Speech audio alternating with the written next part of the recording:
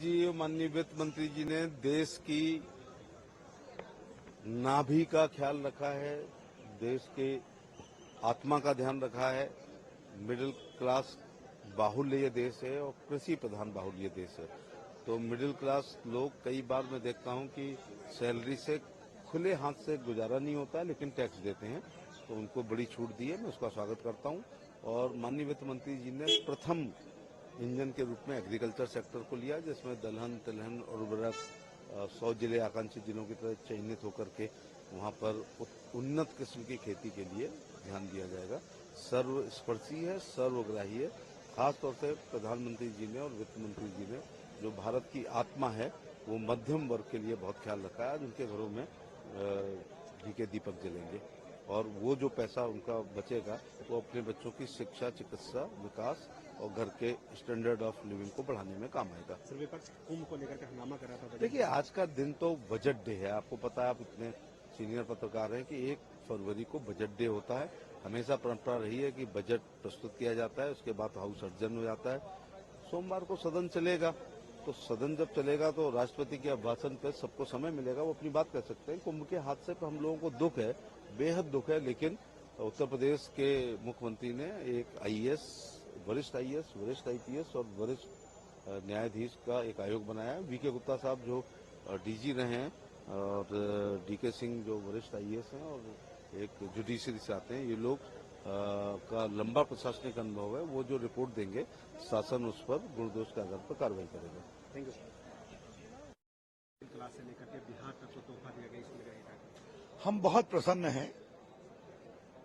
पहले देश के विकास का बजट है, देश में पूंजी निवेश हो, रोजगार के अवसर मिले, उद्यमशीलता बढ़े, छोटे उद्योग आगे बढ़े, किसानों की चिंता की गई है।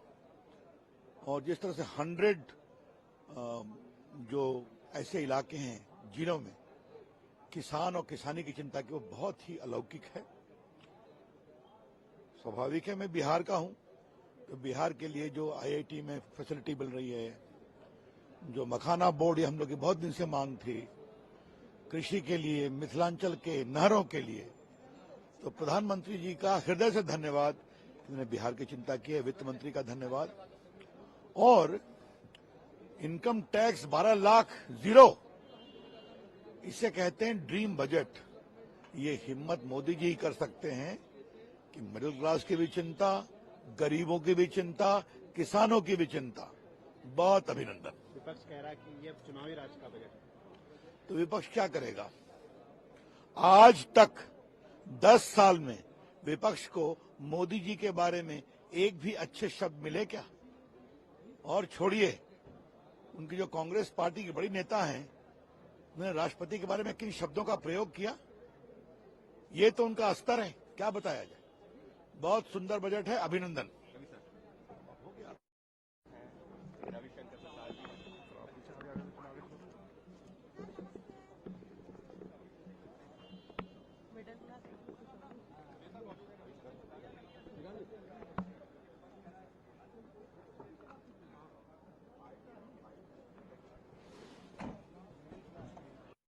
जो ये लगातार 11वें साल में ये बजट मोदी सरकार का बजट आया है, क्या कहना, क्योंकि खास तौर से बिहार को लेकर के बहुत सारी घोषणाएं हुई हैं। देखिए, ये जिस तरीके से सिटीजन ओरिएंटेड बजट है, मतलब नागरिक के हितों को दृष्टि रखते हुए बना है। शायद पहली बार इतिहास में 8 लाख से सीधा 12 लाख का पर इनकम टैक्स पे कोई इनकम नहीं लगेगा। तो मुझे लगता है कि इससे ज्यादा मतलब फायदा देश के आम आदमी को, जिसकी 1 लाख रुपए महीने की इनकम है, अब उसको कोई इनकम टैक्स पे नहीं देना पड़ेगा। आम आदमी को क्या था कि उसको मेडिकल के लिए, आज कैंसर की दवाओं को मुफ्त करने का काम किया, मेडिकल इक्विपमेंट पे सस्ता करने का काम किया। सबसे ज्यादा जो ईवी बैटरी, जो इलेक्ट्रिकल व्हीकल की बैटरी आएगी या जो मोबाइल की है, तो लिथियम के ऊपर उन्होंने सस्ता किया है। जो 12 क्रिटिकल मिनरल्स हैं, 12 क्रिटिकल मिनरल्स को उन्होंने सस्ता करने की बात कही है। तो और मुझे लगता है कि ये इस बार का बजट तो निश्चित तौर से केवल एक साल का एनुअल बजट नहीं है कि कितनी प्राप्तियां हैं और कितना एक्सपेंडिचर है, बल्कि ये जो उन्होंने 2047 का एक विकसित भारत का है, उसका एक फाउंडेशन है। लेकिन सर, बजट भाषण शुरू होने से पहले जिस तरह से विपक्षी सांसदों ने हंगामा किया, महाकुंभ में जो लोग की मृत्यु हुई है उनके आंकड़े जारी करने की मांग की और वॉकआउट किया, क्या कहेंगे सर? देखिए, मतलब बजट देश का होता है, देश की 140 करोड़ की जनता से जुड़ा हुआ बजट है। आखिर क्या, जब स्पीकर साहब ने कहा कि आपको महामहिम राष्ट्रपति के अभिभाषण पे इन सारी चीजों का अवसर मिलेगा, तो इसके बावजूद भी जिस तरीके से पूरे देश की निगाहें लगी थी बजट पे और बजट की चर्चा प्रारंभ किया था, पूरे देश के लोग कि क्या देश के लिए बजट है इस बार, देश के लिए किस तरीके से सरकार ने क्या नए कदम उठाए हैं, उसमें जिस तरह से विपक्ष ने आज डिस्टर्ब करने का प्रयास किया या व्यवधान किया, तो ये तो रोज आए दिन पार्लियामेंट्री डेमोक्रेसी पे जिस तरह से अनपार्लियामेंट्री ढंग से ये व्यवहार हो रहा है, इसको देश की जनता देख रही है।